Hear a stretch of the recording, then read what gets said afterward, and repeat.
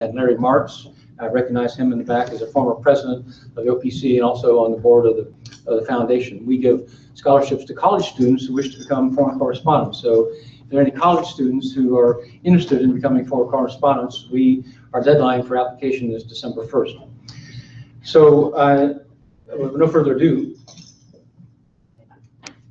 too many things. I'm pleased that we have with us some of the finest minds on U.S. Chinese relations tonight. We have not just the traditional American perspective, but we also have the perspective of people who have from the mainland and who have been, to some extent, educated in the U.S., speak excellent English, and they're new emerging voices, thanks to Jan Barris from the National Committee. They're emerging voices in the discussion.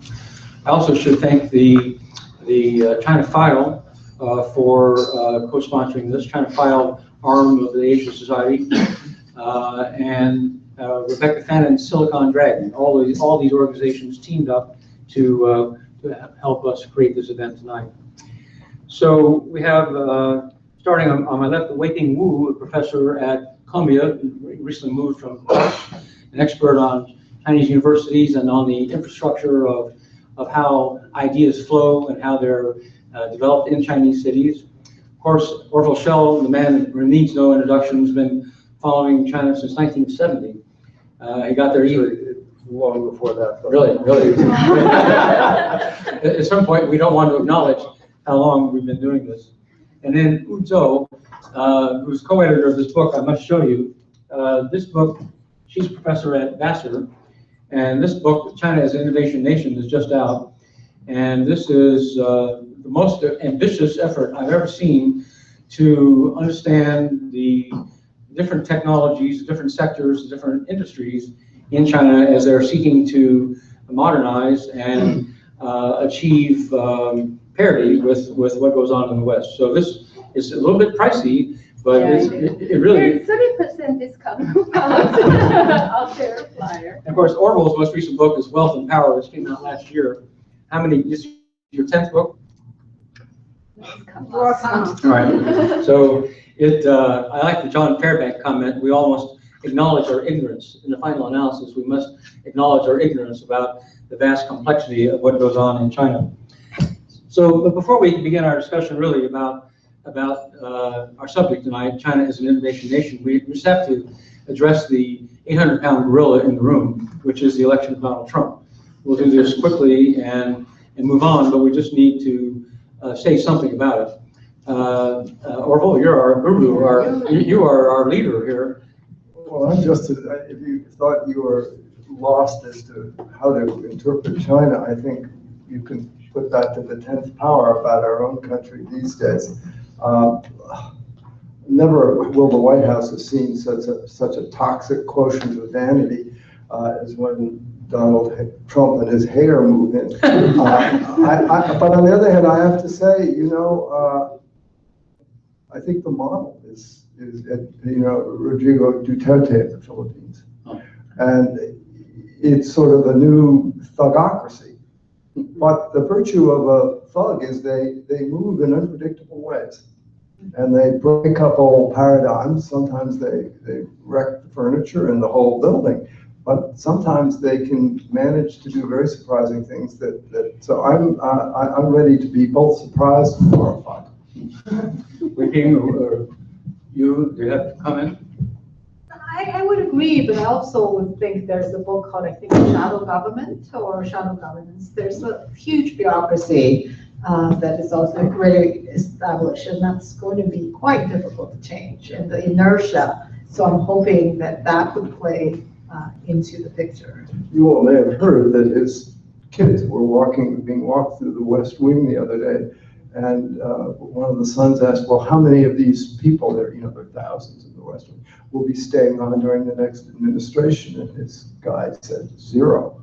So it shows you not a particularly evolved notion of what it will take to refoliate the White House with staff. What are the Chinese thinking about this? I'm sure I've seen that Chinese government is saying this is an example of why democracy is not necessarily a good thing.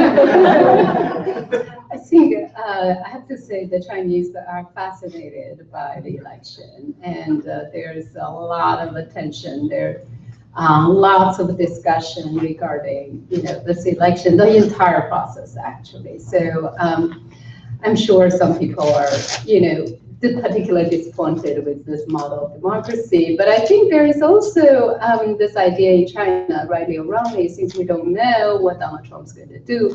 But the idea is that perhaps he will not be as confrontational as the current, well, even, maybe we don't want to call it confrontational, but the idea might be he might leave more rooms for China in the sense that he's a merchant and merchants deal with money and nothing else. So,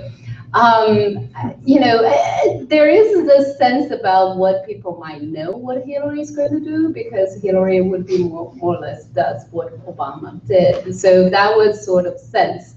She was more predictable. Right, she's more predictable. So, and particularly bad in some ways for some people. So there's, who knows what's going to happen. There's that. Yeah. So from my perspective, having been on the ground in 1979 in southern China when all this started happening, it's 36 or 37 years ago, one loses track. I mean, the relationship has exploded in complexity and scale to the point that the United States and China have effectively merged their economies. There are broad connections in terms of tourism, education. Every major American company has billions of dollars of investment there. General Motors at one point was selling more cars in China than they were selling in the United States. So the depth and complexity of the relationship is something that is taken all these years to develop. It seems unlikely to me that Trump can blow that up overnight. He might take certain steps which create certain shockwaves, but I don't think it's going to result in Chinese students being expelled from this country anytime soon. I don't think that's something any of you should be concerned about. But there is potential, as we have candidly no idea, but therefore there is the potential that there could be shockwaves that act as a destabilizing influence on what has been achieved over these years. So we all have to acknowledge we don't know. May we Jadal. So it's a moment of extreme fluidity in the relationship. But let's move on. What kind of China will the United States face in 5 years or 10 years? Will be a proud, prosperous nation. They are now trying to go from being a manufacturer to the world, primarily low and middle wage manufacturing. They're shedding those jobs. Those jobs are going to Vietnam, Cambodia, elsewhere. They're trying to move up the ladder, and they're trying to become an innovation nation by the year 2025. So this is an extraordinary undertaking. They're trying to force the pace of change so that they can create new jobs, new high-quality, value-added jobs that will replace the jobs that are going off to Vietnam, Cambodia. They want to transform their economy, and the key to that is innovation. The key to that is coming up with ideas that can be sold. So I want to hear from each of you whether you agree with my formulation, but the issue really is not so much what state-owned enterprises do in space. They're sending people into space, building large supercomputers, high-powered, high-speed trains. There are some very impressive things happening technologically in the state sector, but I think that from an American perspective, what we're interested in is whether non-state players can innovate rather than just borrow. So far, they've largely borrowed Western models of Google and adapted them to the Chinese market, driven down the cost of cell phones, or done things that we would regard as sort of derivative, but not fundamentally breakthrough innovation. So that's the question: is whether Chinese are capable of doing that and doing it on a global scale. I mean, this is a nation that created gunpowder and paper and many other technologies that swept the world. If they do that again, the American and every economy in the world will feel that. If they can't do that, then they could face difficulties in terms of social political stability if they can't create the jobs. And if I sum this up right, if I set the stage right, who of you would, you think that's a fair way to set it up? So let me turn first to you. So your book is a very ambitious and compelling look across the fields. Just tell us, what did you find? What did you find? Yeah, I felt like, so first of all, when we talk about China and the innovation, I've been studying this for quite some time, since the early 2000s.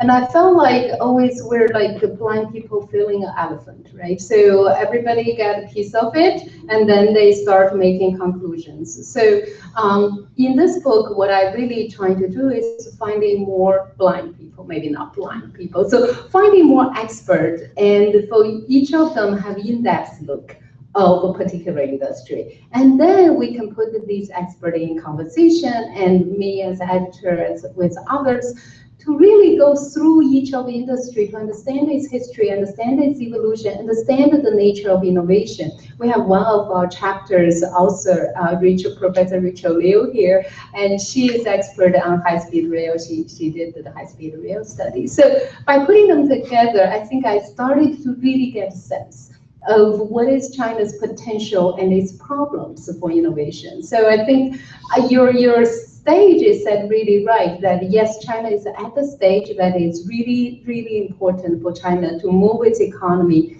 from labor-driven to technology-driven. So that's a stage. But at the same time, I'm somewhat disagree with you in the sense of how you classify innovation. So for me, innovation, for me and perhaps my co-authors, that innovation is not some necessarily a breakthrough. Innovation is collected and accumulated. So innovation often happens when there are a group of people who are working in related areas that each of them build up on top of each other, right? So it's a cumulative process. You cannot exactly jump huge stages. So from that, if we go with that definition, thinking about innovation as a cumulative collective process, I think China certainly have done a lot in terms of moving into innovation.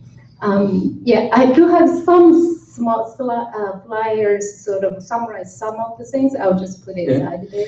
So you and I talked recently when I was writing a story about this subject, about technology clusters in China. America is famous for Silicon Valley, for Austin semiconductor giant, for San Diego with wireless communications and biotechnology, genomics. Cambridge now is the world center for biotech research. So the Chinese clearly have sought to emulate this cluster model, which depends on an ecosystem of university research, small entrepreneurs, venture capitalists, angel investors, large companies, a clear infrastructure, as you said, an invisible infrastructure of relationships. So tell us, how has China done so far in creating these technology clusters? Okay, so maybe we can also did a lot of work, so you could supplement, we could add on that. I'm a geographer, so I'm very interested in clusters, firms that concentrate in space. That China has done quite well in this area, that they're really well-recognized clusters in Shenzhen, which developed through electronics, and then moves on computers, and then move on to cell phones, right? So in the early 2000s, there's this Shanghai cell phone cluster. These are knockoff cell phones. They're not kind of shady in some way, but very innovative, very rapidly moving, and very affordable. So there are many, many different firms sort of concentrating in that area, and each of them make specialized product, and you can combine, repurposing, and adapt them into a new product. So as the world moving to smartphones, you start to see these companies regrouping. There are not as many Shanghai phones anymore because now they have brand names, right? They kind of, wash themselves into legitimate brand. But the recombination of these existing resources, upgrading, adaptation, creating these clusters. We have clusters of semiconductors around the Yangtze River Valley. You have clusters of internet companies in Beijing. So there are auto company clusters around Wuhan. So there's a lot of these clusters that are working out very well in China. Not all of them are innovative, I have to say, but some are. Yeah. You said that in Shenzhen, for example, that thrived because it took the infrastructure of networker, the supplier network there, and used that to drive down the price. So it was the supplier network that was established to support large multinational companies. That network is what ultimately drove the innovation. So turning to you, so one of the keys of the American model, and I realize that I'm being arrogant by saying that there's something here that China should copy or imitate, but one of the keys is that technology moves out of our universities and our research institutes into a robust environment where ideas blossom. We create Googles, we create Facebooks, we create Dell computers, we create Microsofts, we've created the laser, we've created so many technologies. The transistor have come out of American research facilities and been commercialized. So you said on the phone that there is government research money, but it doesn't tend to flow to universities. It tends to flow to public research institutes. So would you explain what's happening in China in terms of this, what we would regard as the cradle of innovation? What's happening? Yeah, so. Are you live? Yeah, I'm live. Press the bottom, please. Okay, no, I'm live. Okay. Yeah, that's, though I really appreciate that kind of comparative point of view. So Chinese universities, until about the mid-80s, were exclusively almost teaching institutions. And this was also the case in Japan. And so if you look at the innovative, so what we call national innovation systems across the world, Japan is actually quite similar to China.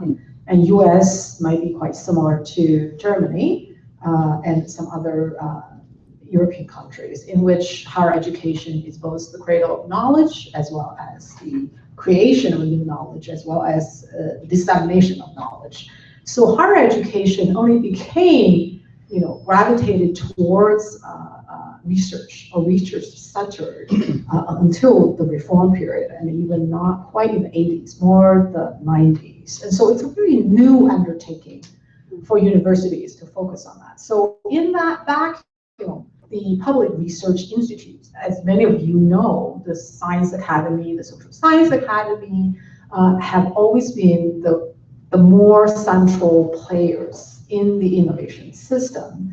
And they are much more broadly established from the central level to provincial levels to the local levels. And so there's that connection between basic research and applied research, and to even some implementation at the enterprise level. So one of the things that revolutionized the American economy was the Bayh-Dole Act of 1980, which said that research conducted in a university setting or an institute setting could be commercialized, and the people who owned the technology was the university or the research institute, not the government, and that the research institution could license that technology to the public, to a private sector. Does that exist in China? Yes, so that's actually a really good point. In fact, scholars around the world basically use the Bayh-Dole Act as a role model in terms of trying to encourage more knowledge spillover to the firms from universities. So Japan did that in the mid-90s, and I don't think China has one yet. That's the view I get from talking to researchers in many Chinese universities. I focus mostly on Beijing and Shanghai. That is, they actually rather directly collaborate or get consulting money from the firms, because they don't want to go through the regular formal channels of patenting. Transfer of technology. Exactly, because they don't get to keep much of the income. They don't have much of a claim to the ownership of the knowledge. And so that institutional framework is still forming.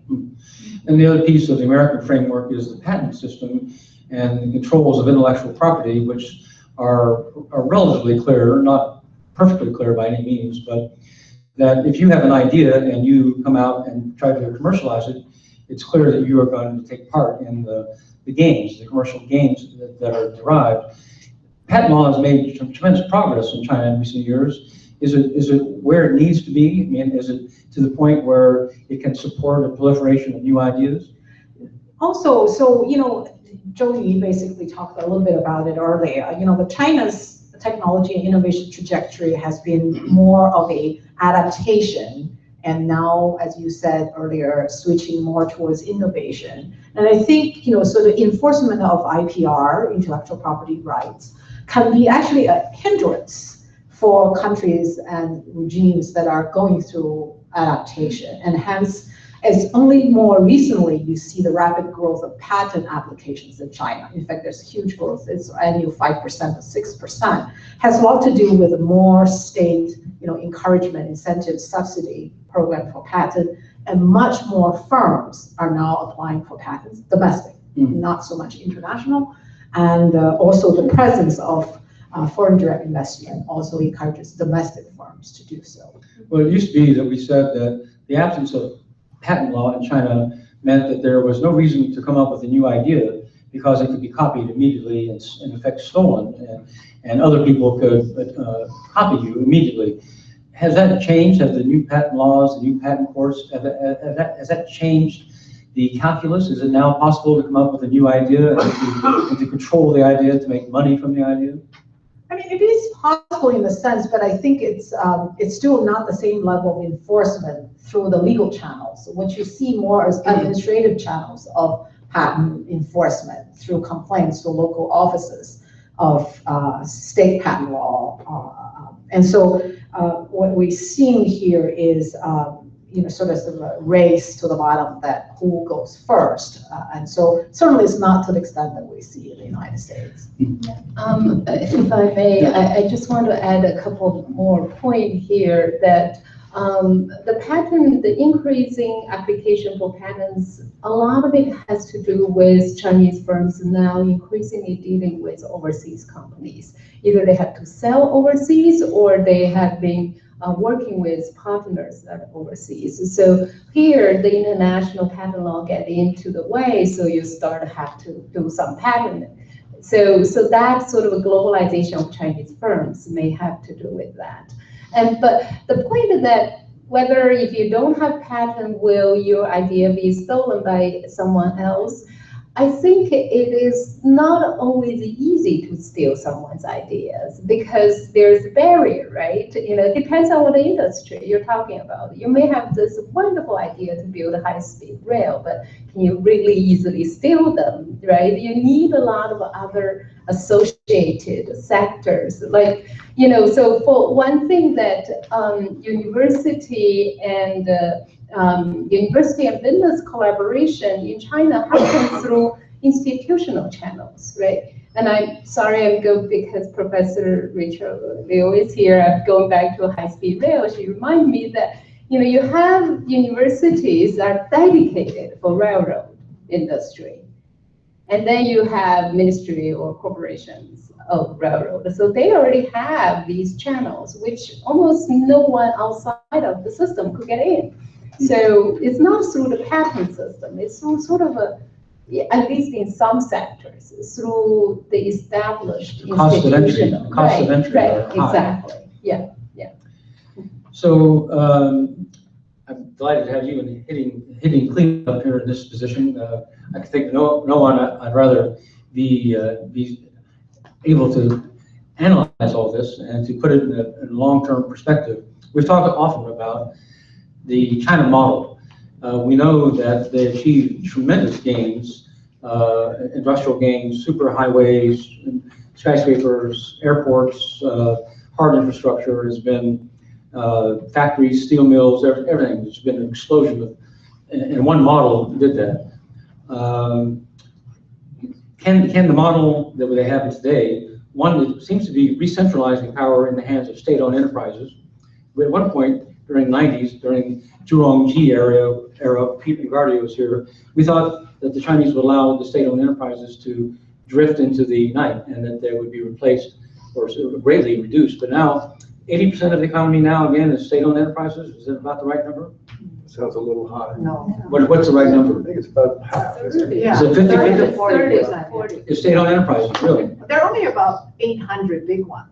Yeah. Well, but haven't they been regaining power here recently? In sort of monopoly areas, I think. Right. In some sectors, Yeah. yeah. Well, so comment on, Orville, on the Chinese model. It's achieved such dramatic growth to this point. Can it make the leap to creating an innovation nation? Well, first I should say I'm somewhat of a neophyte on this topic, and it's interesting to hear you two who really know what you're talking about. I think that you mentioned that in your view, innovation is not just some guy sitting in a lab doing with his eureka moment with the big discovery. I mean, it is a much more sort of collaborative enterprise, and also I think a process involving lots of people and lots of sort of subsidiary things. And in this regard, I think we would make a big mistake to assume that simply because at the very top of this spectrum, there may not be the kind of freewheeling enterprise that we are accustomed to thinking is the sole providence of geniuses in open society that China is lacking. I think we're watching, as we have for many years now, a series of experiments about the China model. Does it work? Does it not work? And I think we've been surprised on many occasions that in fact it has produced quite a lot. Now, surely it has some shortcomings, and one of them is I think that it's rather closed.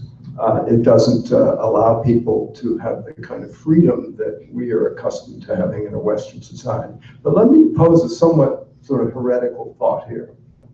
It occurs to me, watching this, first of all, I think if you compare America and China, I mean, I'm always amazed at the level of enterprise, energy that's sort of seething around at all levels of this pyramid, whereas America seems sometimes to me a little bit more becalmed.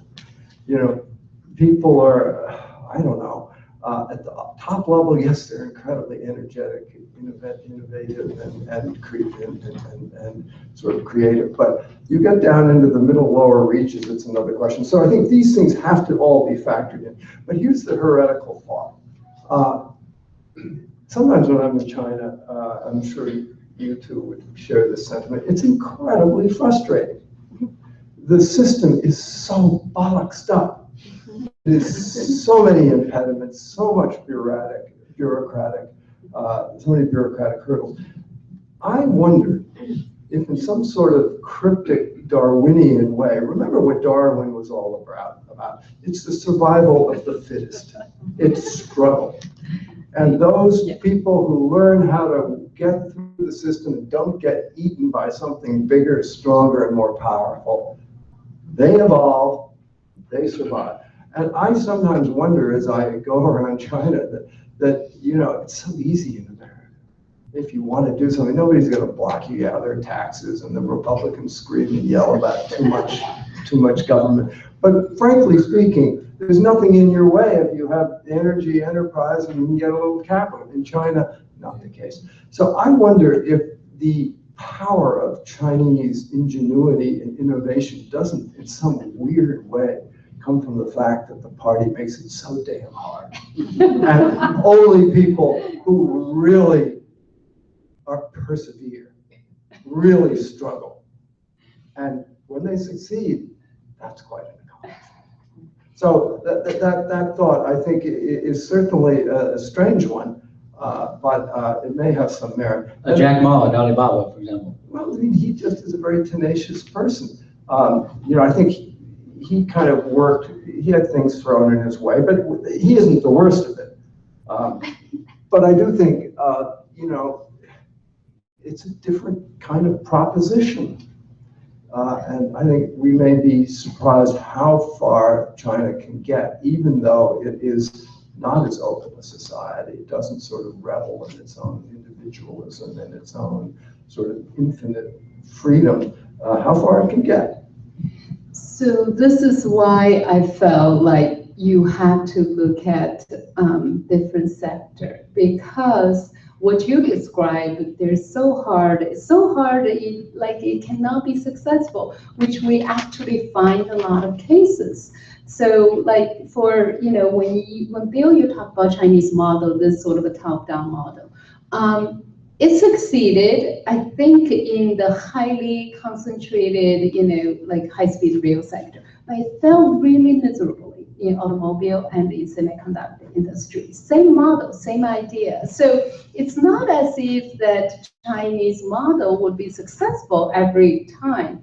Actually, most of the time, that top-down system did not succeed. It's actually failed. It did not work well. The automobile industry was it's handicapped by the fact that it had 140 different Chinese automobile companies at one point, because every province, every municipality wanted to have its own. So they could never achieve the economies of scale and the negotiating clout with the Western auto companies. So also because these sort of the very top-down managed planning, it did not work in a sector which is very highly competitive and there's active international market. It did not succeed. So, but the key thing, what we discovered though, what we're summarizing, it's sort of China's innovation is dual track. It's both have top-down systems, which, you have high-speed rail, you have like rockets and things like that, but also bottom-up. So the bottom-up exists and it's pretty vibrant. Not to say that, the Shanghai phone is not government planning. Government was completely embarrassed by it, but it worked. So I think that's the important thing, is to not generalize Chinese model into such a singular, state capitalism system. Because you might run the risk of ignoring a lot of other dynamics that are going on. Some of the dynamics, just like you said, trying to get around and eventually you open the way. Others, government did help in many, even in the cell phone sectors, they did help in some fundamental ways, like, telecommunication system that was put on by the government. So you cannot say, that wasn't helpful, right? So I think there's certain aspect of it. let's talk about startups.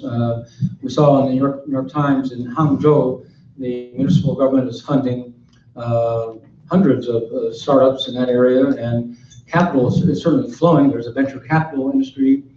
So money is not in shortage by any means. So the question is, what is the quality of these startups?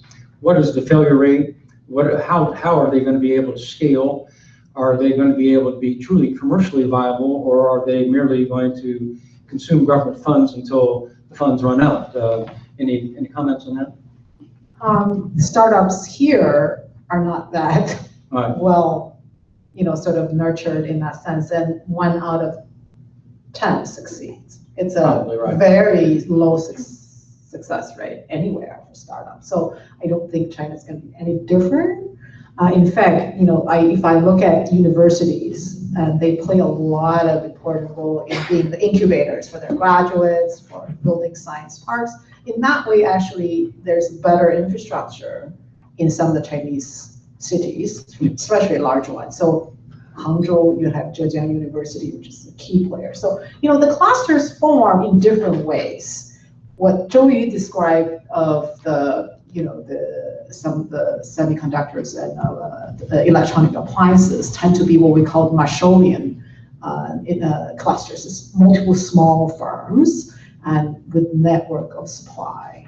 But we're also seeing clusters, you could just see here, the Research Triangle, even Austin, Texas. It's driven by very large anchor institutions and the spillover from them that supports both first tier and second tier connected firms and industries. And then I think that is now what's happening in a lot of Chinese sort of startups around universities. First tier and second tier Meaning, connected. yeah, so meaning, let's say if you look at Oregon, right, Portland, Oregon, this is where Intel, HP. Intel for doing chips. So when I say first tier, sort of very closely related industries and firms, also chips. But then you need other support services.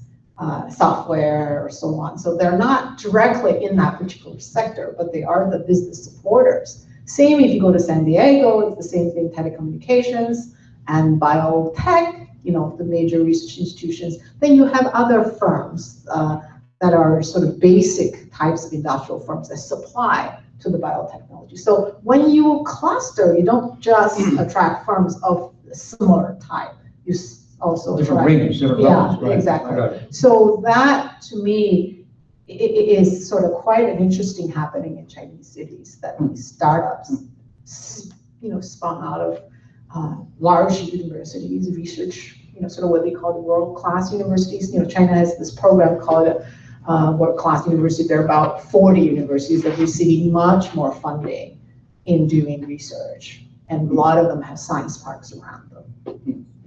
One thing that is worth noting, we've talked about innovation purely in the context of science, technology, and business. And of course, historically speaking, you look at societies, and truly innovative societies innovate in terms of religion, culture, art, music, philosophy, politics. So I think, for me, the great Chinese experiment is going to hinge not simply on the things we've talked about tonight, but of course, people don't live by bread alone. And we know that historically speaking. We've been through periods where the military has ruled, where the clerics have ruled, where the aristocrats have ruled, politicians have ruled, the lawyers, et cetera, et cetera. And there have been times like the Renaissance when it was culture that was king.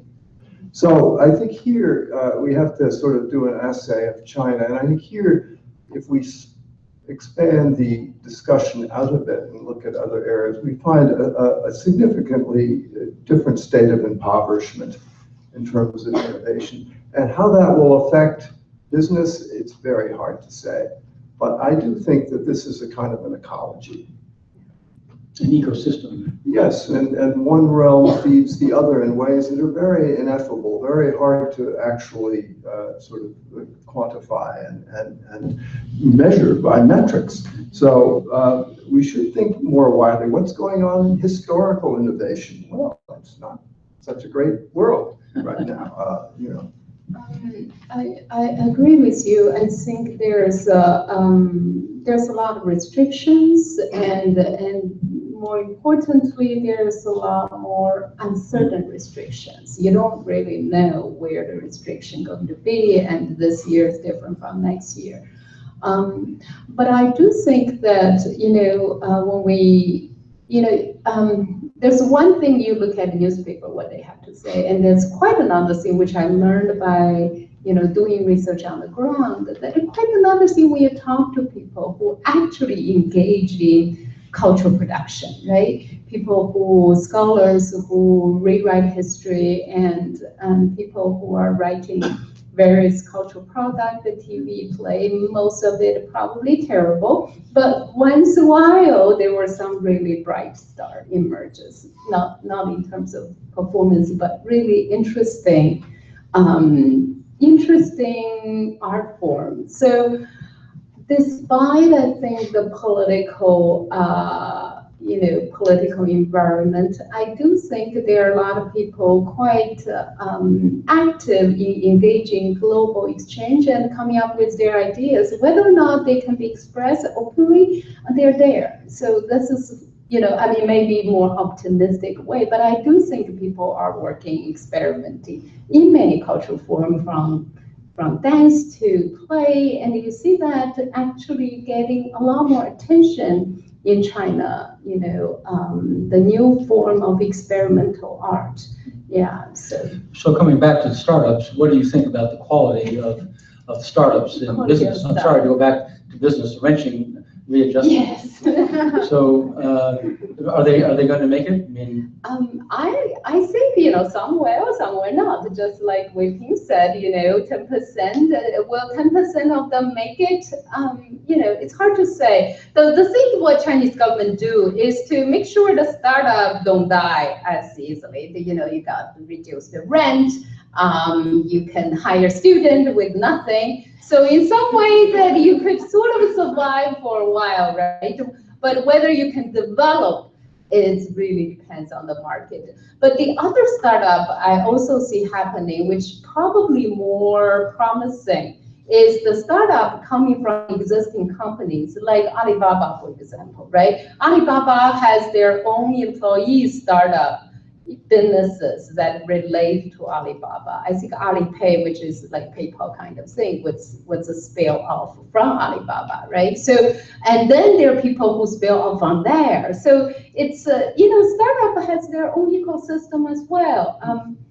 I think those probably are more promising in the sense like they already know what they're trying to do. They already have the connection. So, I think a lot of the startup will survive, most will die. So that's the startup is, right? Well, there are many other avenues we could explore. We could explore Chinese acquisition of foreign companies, which you and I have talked about. That's another important piece of the innovation riddle, and also the sea turtles, the hai going back, how big an impact they'll have in China. There are many different threads of this discussion, but I must ask you each the one hard question, and then we'll open it up to others. Can China achieve innovation nation status by 2025? Can they innovate sufficiently that they create millions of new jobs? I don't think we're arguing about whether they can create new technologies, create new companies. Clearly, you can. Can it be big enough? Can it be sustained enough to replace the millions of other jobs that are going off to other countries? I'll pick on you first. That's a hard question. That is a very hard question, but if we look at one metric, which is the percentage of R&D spending in GDP, China is catching up very much with some advanced economies, and it's way ahead other developing countries, and certainly the emerging markets. 2% is what we're looking at. And so there you really speak to the importance of state. And also just back to the question of culture, what we're seeing is declining state investment in culture, and the science and technology is different.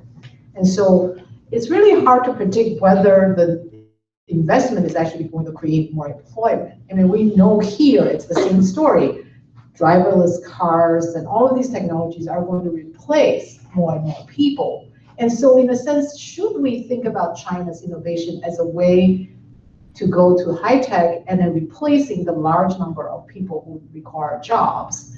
I don't know. I'm not really optimistic about going high tech is really the way for a sustained wealth generation for this large country. So that's what I would believe in. I totally agree. I think that it's hard for me to see all these innovations will necessarily bring more jobs. But what I'm hoping China is able to do is creating certain industries, certain technology that can address something that are important to China, but also for the world. For example, in the environmental field, right? Could China develop certain technology or deploy or adapt better technology that may address environmental issues, which is huge in China, right? As all of you know. And also to have, develop certain type, I'm just taking this is a sector I did not do any study, but interestingly, China has always been agrarian society, still powered by a large number of smallholder agriculture, right? So the technology I'm more interested to see in that sector is not the technology powered U.S. industrial agriculture. It's instead a different type of technology that's appropriate for China's setting. And I think that would contribute to the world in terms of more sustainable future. So what do I say? I think it's, people always say, what is necessity is mother of innovation. So, so perhaps that given China's condition and that necessity might push China into a direction that the United States either didn't have or don't need to, right? So I think that, to me, is more interesting area to really look. If you had to guess, take a wild stab, which technology will China develop and export to the world? High-speed rail. I think actually I would say technology that can take care mass amount of something, right? Mass technology that deal with a very, very large number. Yeah, it's what basically the business world call the bottom of pyramid. How do you have things that are more affordable, for wastewater treatment, for housing that's more affordable? Because it's not a country that's wealthy enough. It's a different growth trajectory. On some level it's competitive, on other level it's very poor. And it has a very large population. So I think what China could contribute, just as India could, is these bottom of pyramid kinds of innovations. Interesting. Orville, the last word is yours. Well, I think every society has the question. I mean, who voted for Donald Trump? People who got their jobs stolen by China. And how are they going to get new jobs? They probably aren't. And they're probably not retrainable. And I would also say that the innovation in the high-tech revolution is exactly what's taking their jobs away, and it's going to do it to China, and robots are going to put these people out of work. So just get used to that if you're in favor of innovation. I had some other thoughts, and I'm not sure what they were now. I got so carried away with that one. I think, I'll leave it there. Well, thank you. We're now going to open up to questions. Jan Barris of the National Committee. She has the answers. I think. No, I just a question for Orville. You just said in that last rant, not our reply though, thank you, that they're not retrainable. I think one of the problems is, and one of the reasons we have Trump is that this government did not devote enough resources to training the people who lost their jobs through globalization, whether it was China or India or Guatemala or elsewhere. And I heard Biden speak a couple weeks ago, and he was talking about glowing programs in terms of teaching high school graduates, women, how to work in the solar field, and took 150 women in the Detroit area who only had high school graduation, 16 weeks of training, and they graduated. 80% of them had walked away with jobs that were over $67,000 to $100,000 jobs. So I think it can be done. Clearly, it can be if done. you have the will to you do have it. the resources Right. and the will, and the government's behind doing it, or some creative. Well, Jen, I'd say it's one thing to train high school kids. It's another thing to train a 50-year-old coal miner. No, these were people. These were older workers Yeah. who had been in jobs who Well, had nothing. These were Doubtless, there can be some of that done, but I think there's going to be a lot of roadkill along the way to innovation. And I would say one of the great hopeful things about China, what I darkly fear about our own country, is that Trump's a climate denier. And I do think that the field of energy, green energy, all of the technologies that are involved with that. I think what may well happen if Trump sticks to his guns is Europe and China run away with each other. China becomes the climate change and the clean energy leader, and they grab that sector of the global economy. And we are still cursing each other and declaring a war on coal. So stay tuned for that one. Other questions? The floor is open for a few moments. Over here. Hi. What is your name and where are you from? Hi, Ryan Allen, doctoral student at Teachers College, Columbia. Oh. And I had a question for Dr. Wu. You mentioned the sort of the research innovation mostly coming from sort of research institutions and not as much as from universities. So I'm curious then, these high-profile government injections, 985, 211, now World Class 2.0. Where is that sort of money going and sort of the investment into research? And are we seeing sort of the Tsinghuas and the Betas come up and catch up to the research academies in terms of innovation? So what universities have been gaining is the research infrastructure, right? So there are lots of key laboratories being built in universities that were never there. And also training of the faculty. You know how easy now to have visiting faculties from China and American universities. Another major focus has been building up the basic research capacity in universities. And that, in a way, is hopefully will be distinguishing universities from the PRIs, the Public Research Institutes. That is, so there's a lot of emphasis on publication in globally cited journals, SCI, SSCI for academics, and so on. So by that account, China is actually doing quite well, that in terms of number of articles and number of citations and so on. So one thing is to build up reputation and attracting more talents. And what's sort of more of a counterforce is that universities still have not proven to be able to retain a lot of the best talents because the pay scales are really still remain to be fairly low compared to businesses.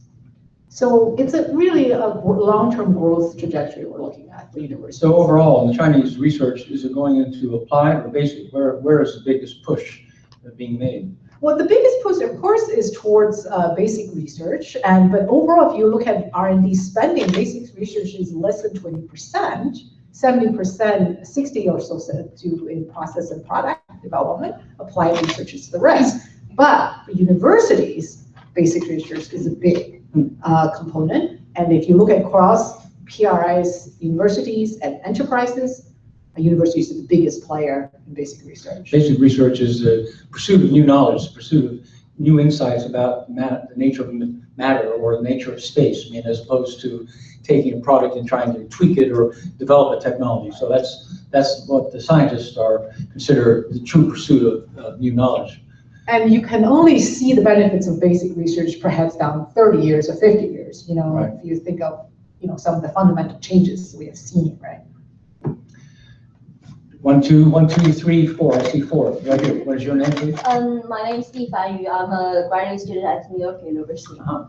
So since you were talking about startups, I feel it's appropriate to compare China to India, since the two countries enjoy the same population benefits, also bear the such burden of population, and also the bureaucratic red tapes. There are also a lot of bureaucratic red tapes in India. But strangely, if we read the statistics, the money from venture capitals and private equities, much more percentage are flowing into Indian startups compared to Chinese startups. Even, you know, Chinese government give more subsidies to startups. I was wondering why. That's because, you know, foreign capitals more favor of Indian startups. Well, that's a great question.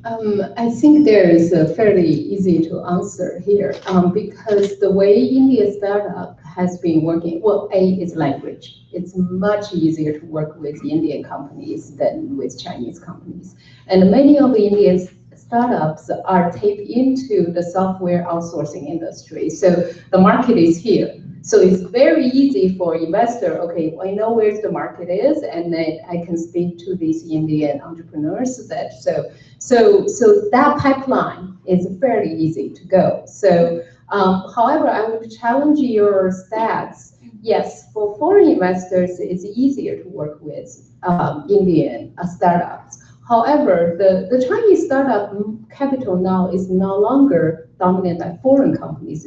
Foreign capital is domestic capital, right? Mostly domestic, I think majority. And therefore, these venture capitals are much more easy to invest in Chinese companies. So it depends on the sources, right? And again, you have to look at, you know, what these startups are doing, really. So in order to understand why there's the investor goes to particular there. So can I understand that because Chinese startups, they are like already getting enough funds from the government, from, you know, again, I wouldn't qualify that. The venture capital investment are not just from government, and government is actually a tiny part of it. Venture capital investment coming from various other sources, and because the stock market is their exit, in China has 3 stock markets, so they have very easy way to exit out. Therefore, most of that actually private capital, not government capital. Thank you. Jackie Simone has a question. Yes. She's on the board of the Overseas Foundation. I was, sorry, Jackie Simon, Politique Internationale in Huh? France. I was very intrigued that the question of climate change only came up first from the floor and then from Dr. Schell, because I thought you would talk more about it in terms of the fact that China has been interested and agreeable to the Climate Change Pact. And I wondered how much innovation is going on in China, just as Orville indicated, grab that part of the technocratic situation Right. and make it your own.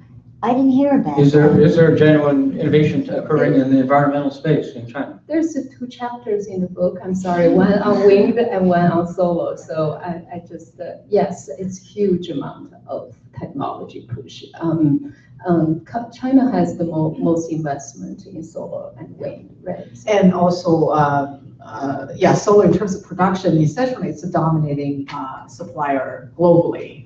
But it was hit very hard by the 2008 economic crisis. Also nuclear. Actually, nuclear now is becoming a very important energy investment sector, partially because of the sort of the concern for energy security in China, that not to rely on foreign oil. So this whole climate change issue is not just driven by environment.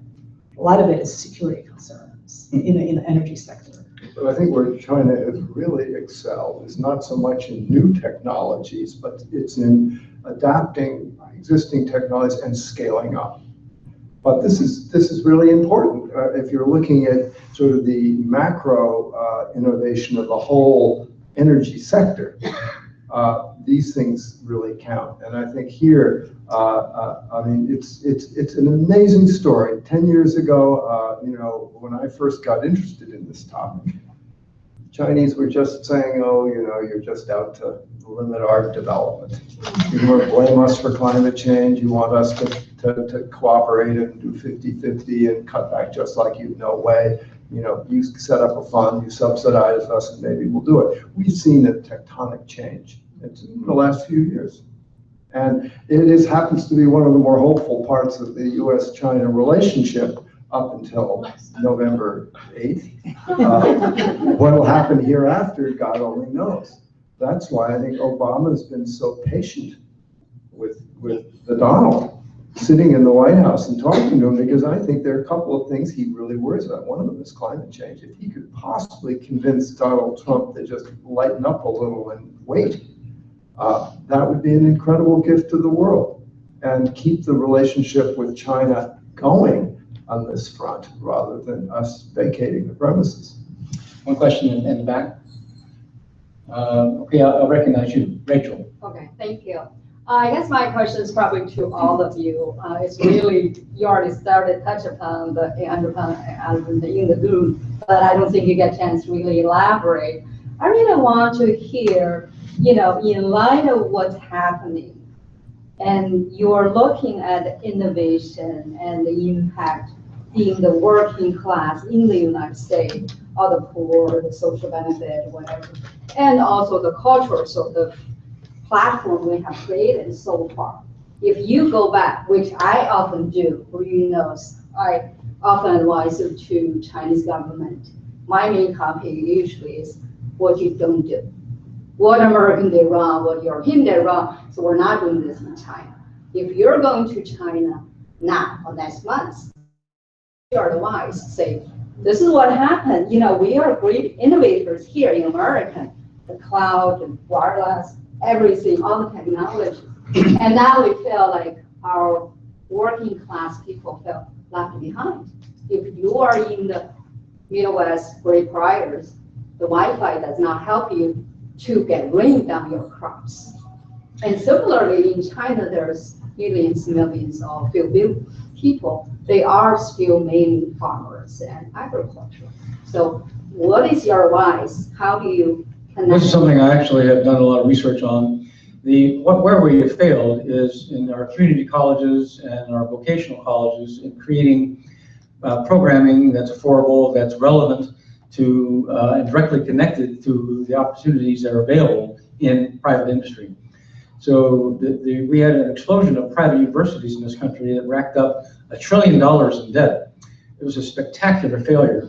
And because these universities were not connected to the private sector, they did not know what they were doing. They were mills. They were trying to get students to enroll, to get the student aid from the federal government, and then there were no jobs at the end of it. So we have failed in our model, and the right model, which they have in Germany, is one of deep connections between vocational and community colleges with the private sector so that there are clear pathways established to retrain workers who have become obsolete, to identify new workers who are coming out of high school. So we have not done a good job there, and the German model works far better than our model has worked. Anybody like to supplement that? Oh, if I have to pick one thing, right, going back to China to see the reverse progress, I would pick healthcare. That even during the socialist period, particularly for farmers, this basic primary care was there. You could say their doctors were not well trained, but they provide the basic healthcare. I study a lot about migrants and migration. Most of them have no healthcare. Not just they don't buy it, they don't seek healthcare because it's totally commercialized and not privatized, commercialized. And so healthcare will be a significant sector that potentially has really crisis point, that it is so unaffordable and it's left so many people behind. So I'm not saying innovation in the sense of products, but more of the models of providing healthcare. Hospitals have been doing it, like HMOs and so on, but it hasn't really picked up a lot of momentum. And there's some continuous, now there's some sort of community level provision, but only in cities. And in the countryside, you have some communal programs, but not comparable to what was before. Well, it's fascinating to know that our Chinese professor friends, our colleagues here, and many more have studied the American system so deeply and obviously are extracting lessons from it that will be applied in China. So that's fascinating. I think one of the really unfortunate thing is that when we study innovation, one of the key questions one should ask is what is the social implication for these innovations? However, interestingly, whenever I go to China to talk about innovation studies, that question never comes up. And I keep asking, so what is the social implication? What is social implication? And so, for China, we're talking about farmers, migrants, and many of the, medium low-income people. The innovation has to work for them, right? So, but they are some massive changes, good or bad, I do not know for sure. Alibaba, for example, has transformed many rural villages that they became Taobaos when, they work for Alibaba, they became entrepreneurs. There are good stories of that in some ways and changing people's lives. And you also have millions of people who now works for delivery people, what is called the Kuaiyuan, right? So people with delivery. And some of them appear to make a reasonable salary, right? Wages, although not secure job and all that. So, so to what extent these kind of prosperity could build up the middle class? And then the further question is, to what extent these middle class have ways of improvement? Their prospect of life could improve with the new technology, with the new innovation. I think that question China has to deal with, So we're no longer in the period that the farm workers just happy to get a job, it just make money, that's it. But now if you look at the recent strike of Chinese workers, it was not just about wages, it's about a social security payment. They want the security, they want the room for improve their lives. So here we're looking at the very different pictures of what the society needs are. So I think, just like Bill said, how does China deal with these questions is crucial for its further development. But the sad thing is that kind of question are not being asked by government and by academia in, what is the social implications for these innovations?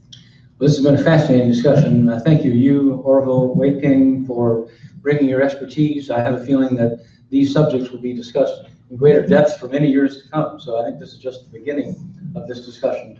Thanks to all of you for coming out this evening, and good evening. Thank you, Bill, for putting this together.